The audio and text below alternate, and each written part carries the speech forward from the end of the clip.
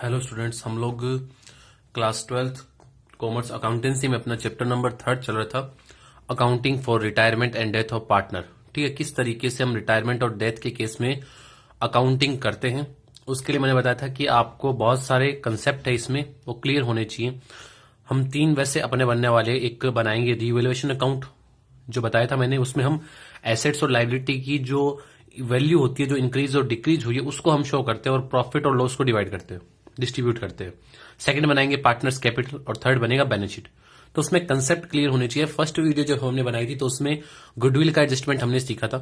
Second class जो थी अपनी जेएलपी वगैरह जो होती है, जो इंडिविजुअल लाइफ पॉलिसी है, डेथ के केस में किस तरीके से एडजस्टमेंट होता है, हमने इंडिविजुअल को सीखा था और उसका इक्वेशन भी हमने किया था। ठीक है, उसका हमने एक इक्वेशन भी किया था। और अब हम जो है जॉइंट लाइफ पॉलिसी की जितने भी पार्टनर है, इंडिविजुअल में हमने क्या सीखा था कि सबकी अलग अलग पॉलिसी ले रखी है। फर्स्ट एंट्री हमने सीखी थी प्रीमियम चुकाने की। सेकंड एंट्री प्रीमियम को लाभ हानि खाते में हस्तांतरण करने की। थर्ड एंट्री हमने सीखी थी साझेदार की मृत्यु पर पॉलिसी की राशि ड्यू होने की। और फोर्थ एंट्री हमने सीखी थी पॉलिसी अमाउंट मिलने की। फिफ्थ एंट्री हमने सीखी थी कि पॉलिसी अमाउंट उस पार्टनर का प्लस बाकी जो साझेदार है उनका समर्पण मूल्य जो है, सरेंडर वैल्यू हमें मिलेगी और हम उसको सारे पार्टनर्स कैपिटल में बांट देंगे। ठीक है, अब हम चलते हैं जॉइंट लाइफ पॉलिसी में। इसमें किस तरीके के इसमें हम लोग कौन कौन से अकाउंटिंग ट्रांजेक्शन अपने होने वाले हैं वो हम लोग देखते हैं। तो इसमें स्टार्ट करते हैं सबसे फर्स्ट एंट्री। इसमें मैं आपको बता दूं कि यहां पे आपको जब जेएलपी सीखोगे ना, तो जेएलपी को 3 तरीके से ट्रांजेक्शन होगा। इसको व्यापारिक व्यय माने, इसको व्यापारिक व्यय माने। ठीक है, सेकंड इसमें होगा कि हम इसको जो है विनियोग या इन्वेस्टमेंट माने, विनियोग मानकर करे ट्रांजेक्शन। और थर्ड जो इसमें होगा कि विनियोग माने प्लस साथ में उतनी ही राशि के संचय का निर्माण करें, 3 तरीके से यहां पर हम लोग सीखने वाले। लेकिन यहां पर हम पहले इसकी एंट्रियां करने वाले हैं। ये तीनों को मैं आपको एक अलग से क्वेश्चन बताऊंगा कि तीनों में ही किस तरीके से व्यापारिक व्यय मानते हैं तो किस तरीके से अकाउंटिंग होती है, विनियोग मानते हैं, इन्वेस्टमेंट मानते हैं तो किस तरीके से अकाउंटिंग होगी, और इन्वेस्टमेंट और प्लस साथ में हम रिजर्व भी क्रिएट करें तो उस केस में किस तरीके से अपनी जेएलपी से रिलेटेड जो है अकाउंटिंग होने वाली है। ठीक है, तो अभी जो है हम अपना फर्स्ट जो एंट्री है, ठीक है, वो हम लोग कर रहे हैं कि इसमें कौन कौन सी एंट्रियां होने वाली। मैं जो यही बता रहा हूं, ठीक है, इन तीनों की मैं बाद में अलग से बताऊंगा कि व्यापारिक वे में कौन कौन सी एंट्रियां होती है, इन्वेस्टमेंट मानते तब कौन कौन सी होगी, और विनियोग मानते हो प्लस संचय भी बनाते हो तो तब कौन कौन सी एंट्रियां होने वाली है। अभी हम नॉर्मली पढ़ रहे हैं, जैसे आप बोल दूं मैं आपको, फर्स्ट केस हम लोग पढ़ रहे हैं। ठीक है, कि इसमें कौन कौन सी एंट्रियां हमें देखने को मिलती है। तो सबसे पहले स्टार्ट करते हैं। इसमें देखो, जैसे हम फर्स्ट ही पढ़ ले, चलो साथ में पढ़ ले इसकी तीनों कि किस तरीके से व्यापारिक में मानते हैं तो क्या होगा, इन्वेस्टमेंट मानते हैं तो क्या होगा, किस तरीके से एंट्री होने वाली है वो हम लोग यहां पर पढ़ रहे हैं। सबसे पहले हम एंट्री देखते हैं कि सबसे पहले क्या होता है कि प्रीमियम पेड होता है। ठीक है, फर्स्ट एंट्री क्या होती है, फर्स्ट एंट्री आपकी बनती है प्रीमियम चुकाना, प्रतिवर्ष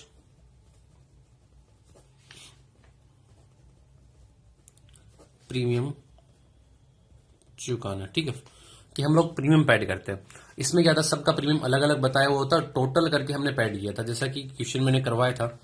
इसमें क्या होगा कि आपको टोटल ही साथ में बताया होगा कि इतने की पॉलिसी और इतना प्रीमियम हम लोग पेड कर रहे हैं। तो फर्स्ट एंट्री क्या होगी, फर्स्ट एंट्री अपनी होगी इंश्योरेंस प्रीमियम,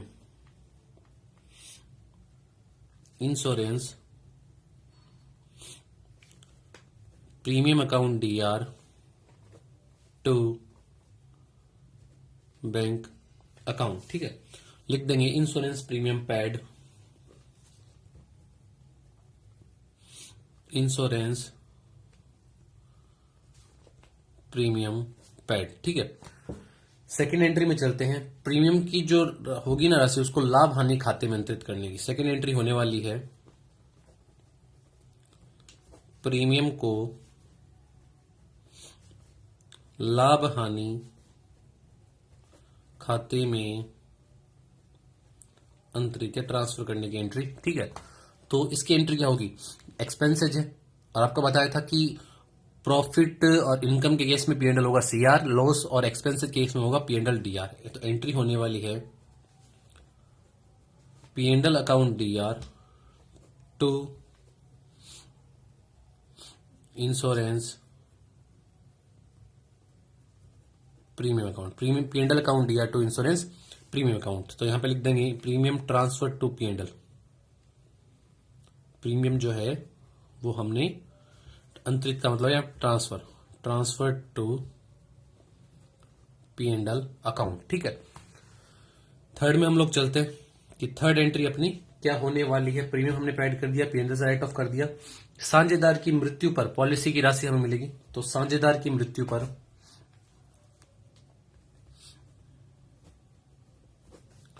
साझेदार की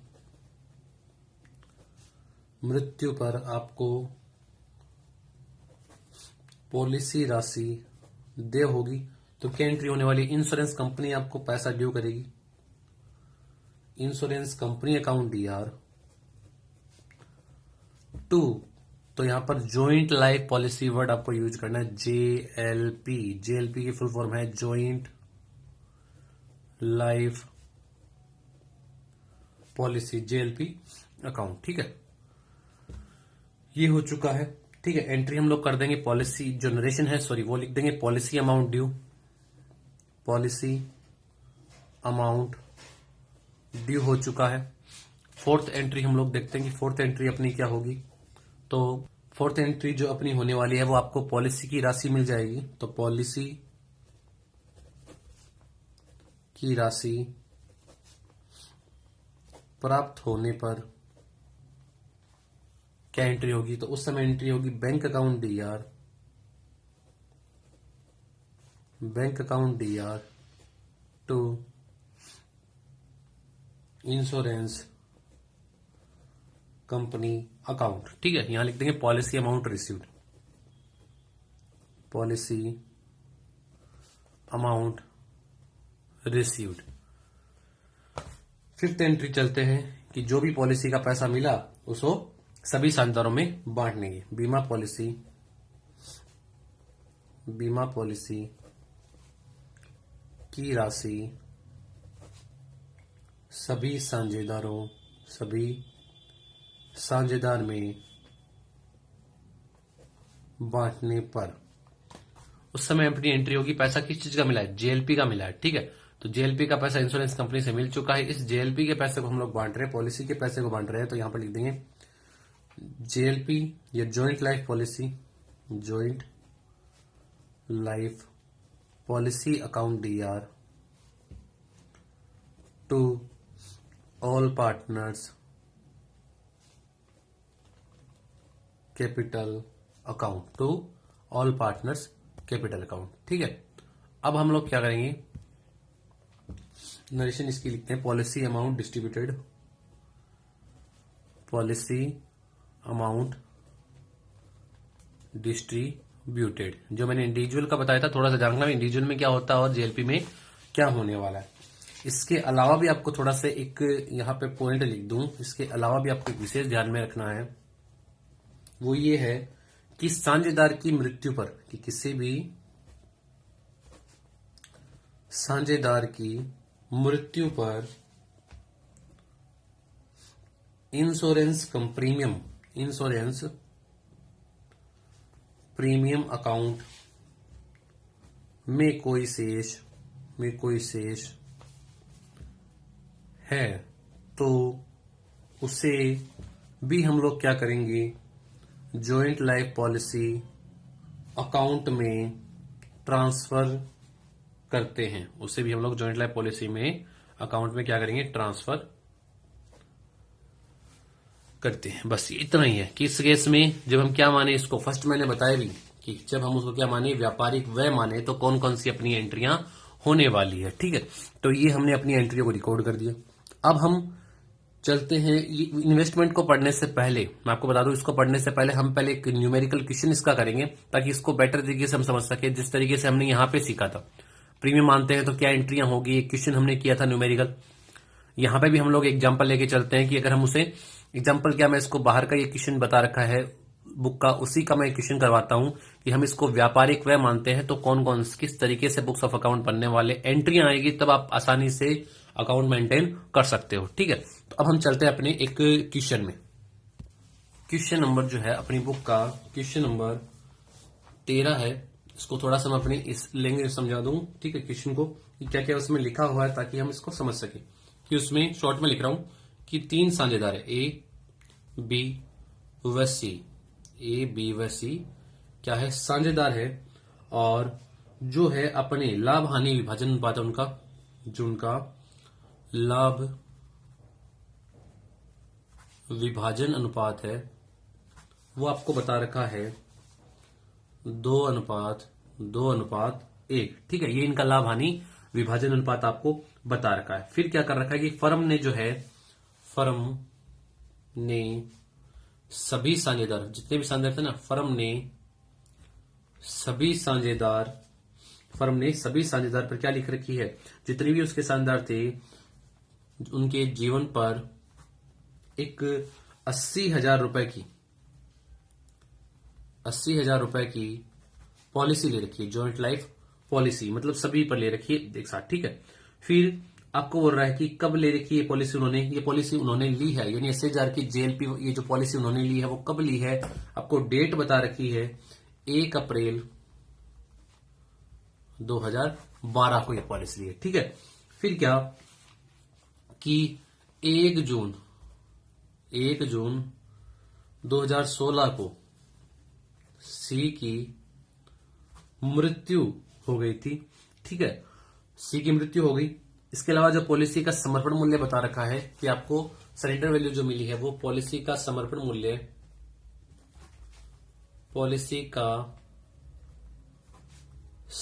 मूल्य जो बता रखा है अलग अलग ईयर के हिसाब से कि आपको इतना इतना पैसा बता रखा है, वो है कि जो अकाउंटिंग ईयर फर्स्ट क्लोज हो रहा है 31/3/2000 कितना 12 से 13, 31/3/2013, इसमें आपका जो है वो समर्पण मूल्य है वो 0 है, ठीक है, नहीं शून्य वर्ड यूज कर दो, शून्य है। उसके बाद 31/3/2014 में आपको मिला है 2,000 रुपए, आपको मिले हैं 2,000 रुपए।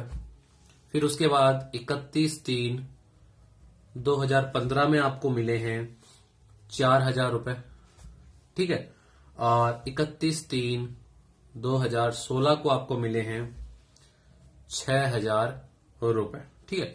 तो ये अलग अलग बता रखा है कि इसका 0 आपको समर्पण मूल्य इस अकाउंटिंग ईयर में इतना इतना आपको प्राप्त हुआ है। आपको क्या करना है, फर्म की पुस्तकों में आवश्यक खाते बनाने, ठीक है। फर्स्ट जो मैं बता दूं, आपको व्यापारिक व्यय मानना है, ठीक है, प्रीमियम को, जो आपका प्रीमियम है को व्यापारिक खर्चा माना जाता है, प्रीमियम को व्यापारिक खर्चा माना जाता है। आपको बुक्स ऑफ अकाउंट यानी फर्म की पुस्तकों में आवश्यक खाते बनाने, ठीक है, इतनी इंफॉर्मेशन आपको दे रखी है। अब यही क्वेश्चन अलग अलग टाइप से होगा, ठीक है, कि इसी क्वेश्चन को हम अलग अलग टाइप से करेंगे। व्यापारिक खर्चा मानते तो किस तरीके से होगा, इन्वेस्टमेंट मानते हैं तो कैसे होगा, इन्वेस्टमेंट माने प्लस साथ में रिजर्व क्रिएट करे तो किस तरीके से क्वेश्चन होने वाला है, ठीक है। तो अभी हमने क्या माना, व्यापारिक खर्चा, तो व्यापारिक खर्चा मानते तो मैंने आपको सारी एंट्रियां बताई थी, इस तरीके से अपनी एंट्रियां होती है। अब हम चलते हैं इसमें बुक्स ऑफ अकाउंट, मतलब कौन कौन से अपने अकाउंट बनेंगे, ठीक है।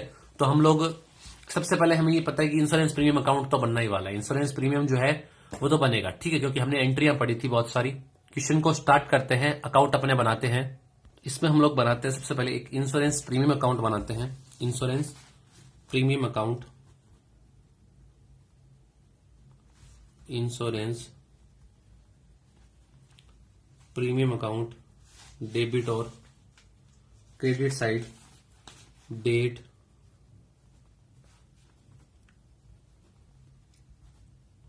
पर्टिकुलर, ठीक है, और अपना जो है जेएफ,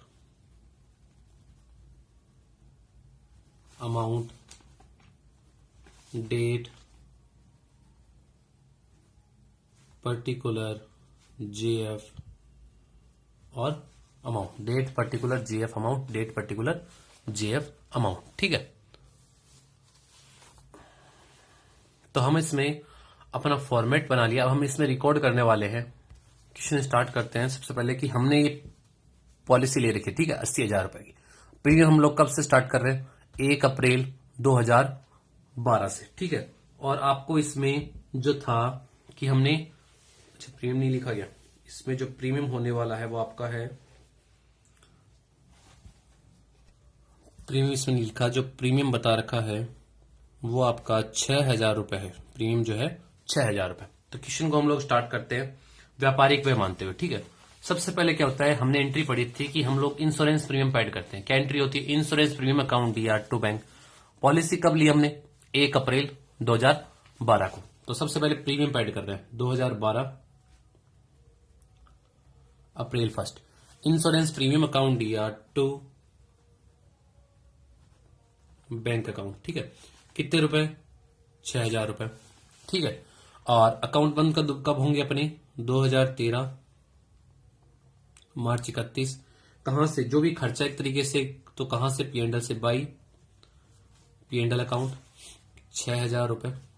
ठीक है, तो इसमें अपना कुछ भी बैलेंस वगैरह नहीं, ये हमने बंद कर दिया इस अकाउंट को।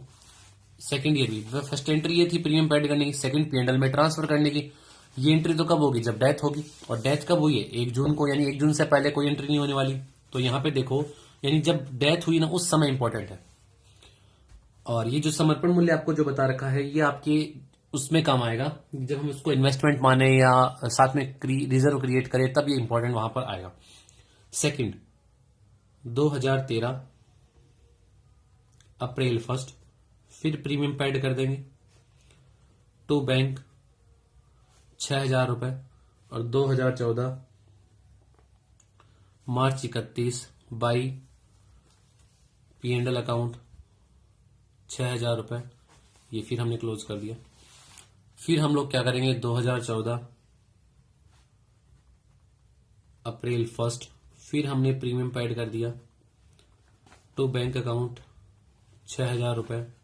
और 2015 मार्च 31 बाई पीएनडल अकाउंट 6,000 रुपए। फिर हमने ये अकाउंट बंद कर दिया। उसके बाद फिर हम लोग पेड करेंगे 2015 अप्रैल 1। डेथ कब हो रही है, डेथ जून में होगी 2016 में। तो फिर हमने पेड कर दिया टू बैंक अकाउंट 6,000 रुपए। और 2016 मार्च 31 बाई पीएनडल अकाउंट 6,000 रुपए। ठीक है, ये हमने बंद कर दिया। 2016 में देखना, हम तो प्रीमियम कब चुकाते हैं, 1 अप्रैल को हमने ले रखी थी, हर 1 अप्रैल को। और डेथ कब हुई, 1 जून को, मतलब इसकी डेथ से पहले हम प्रीमियम पेड कर चुके हैं। तो 2016, ठीक है, अप्रैल 1 टू बैंक अकाउंट 6,000 रुपए।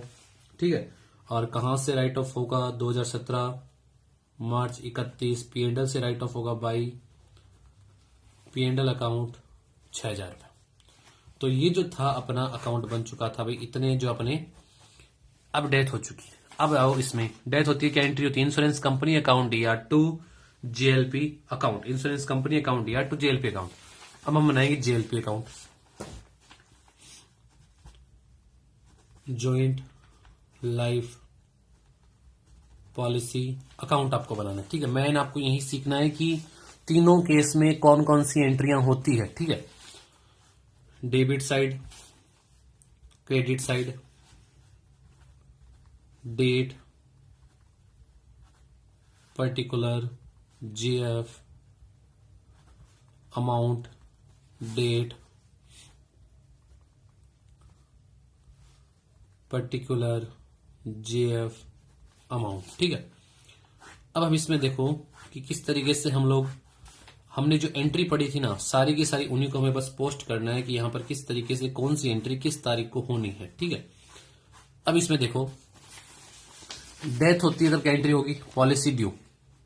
ठीक है, जैसे डेथ सर्टिफिकेट लगाएंगे अपनी पॉलिसी का अमाउंट ड्यू होगा। ठीक है, क्या एंट्री, इंश्योरेंस कंपनी अकाउंट या to JLP, insurance company account या टू जेएलपी। तो जेएलपी की साइड में, सीआर साइड में कब होगी, 2016 जून 1 बाई इंश्योरेंस कंपनी अकाउंट। कितने की पॉलिसी थी, 80,000 की। ये 80,000 रुपए हमने रिकॉर्ड कर दिए। इसके बाद देखो पैसा मिलेगा बैंक अकाउंट या टू इंश्योरेंस कंपनी। आप एक इंश्योरेंस कंपनी का अकाउंट और बना सकते हो जिसमें एक तरफ तो अपना आ जाएगा टू जेएलपी, एक तरफ आ जाएगा बाई बैंक, ठीक है। और ये अकाउंट बंद हो जाएगा अपना 80 हजार रुपए से, ठीक है। तो यहां पर देखो पॉलिसी अमाउंट ड्यू हो चुका है, मिल जाएगा। मिलने के बाद क्या करते हैं, इस जेएलपी के पैसे को बांटते हैं। तो joint life policy account D R जितने भी पार्टनर हैं, ठीक है, जिस दिन मिला उसी दिन 2016 जून 1। नॉर्मली होता नहीं है कि जिस तारीख को ड्यू है उसी दिन हमें पैसा मिल जाए, लेकिन हमें डेट है तो यहां पर वही लिख रहे हैं। इन joint life policy account DR to A capital account, to B capital account और टू सी कैपिटल अकाउंट, ठीक है। ए बी और सी कैपिटल अकाउंट कितने रुपए, 80,000 रुपए, 80,000 रुपए, ठीक है। और 80,000 रुपए जो है वो इसमें बांट दो। रेशियो क्या था, रेशियो अपना था 2:2:1, ठीक है। तो रेशियो अपना आ रहा है 2:1:1। तो सबसे पहले इसको ही कर दे 5 से डिवाइड। 80,000 में सी का होगा 80,000 गुणा 1/5, तो ये अपना आएगा 16,000 और इनका आएगा 32,000 और 32,000। बस इतनी ही एंट्रियां होनी है। नेक्स्ट क्लास में हम लोग सीखेंगे कि अगर हम इसको इन्वेस्टमेंट माने तब जेएलपी का ट्रीटमेंट किस तरीके से, मतलब अकाउंटिंग किस तरीके से होगी, वो हमें सीखना है। तो ये अपना जैसे क्वेश्चन नंबर 13 भी है, इसमें तीनों तरीके से हमें पूछा है कि व्यापारिक व्यय मानते हो, खर्चा मानते हो तो कैसे रिकॉर्ड करोगे, इन्वेस्टमेंट मानते हो तो कैसे रिकॉर्ड करोगे, और इन्वेस्टमेंट मानते हो साथ में रिजर्व भी क्रिएट करते हो तो कैसे रिकॉर्ड करोगे, ये हमें बता रखे हैं। तो ये हमने जो था फर्स्ट केस हमने पढ़ा है कि जेएलपी का, जिसमें हम 3 हमें बता रखे तरीके, जिसमें व्यापारिक खर्चा मानते हो तो किस तरीके से रिकॉर्ड होगा। तो ये हमने अपना जो है व्यापारिक खर्च की हमने अकाउंटिंग सीखी है। तो नेक्स्ट क्लास में हम लोग सीखेंगे इसी को, जेएलपी को इन्वेस्टमेंट मानते हैं तो किस तरीके से अकाउंटिंग होगी। Thank you.